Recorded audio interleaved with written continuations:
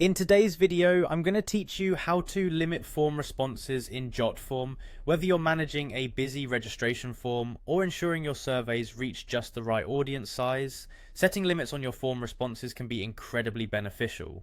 Let's walk through this process step by step so you can achieve exactly what you need with ease and precision. First, let's make sure you're logged in.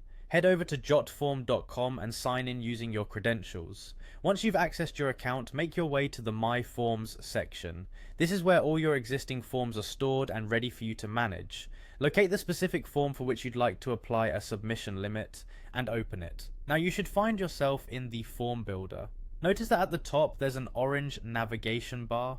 Look for the settings option and click on it. This is where you'll configure various aspects of your form, including setting response limits. Once you're in the settings area, keep an eye out for the form status section. It's within this area that you'll be making your adjustments to limit responses. There are several ways you can limit your form responses depending on your needs. The first option is disable on submission limit. With this option, you can set a specific number of submissions that you're willing to accept. Once your form reaches that number, it will automatically disable itself, preventing any further submissions. The second option is disable on a specific date.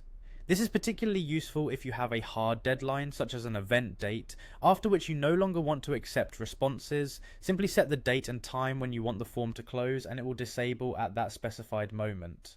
A third option is to combine both methods. You can set it to disable on submission limit and on specific date.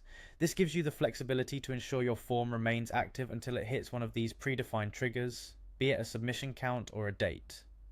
If you're choosing to disable based on the submission limit, enter the maximum number of submissions you want to allow in the appropriate field.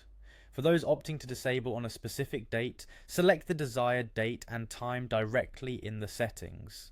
Once you've configured your settings to your liking, remember to hit the Save button. This is crucial as it applies all the changes you've just made. And there you have it.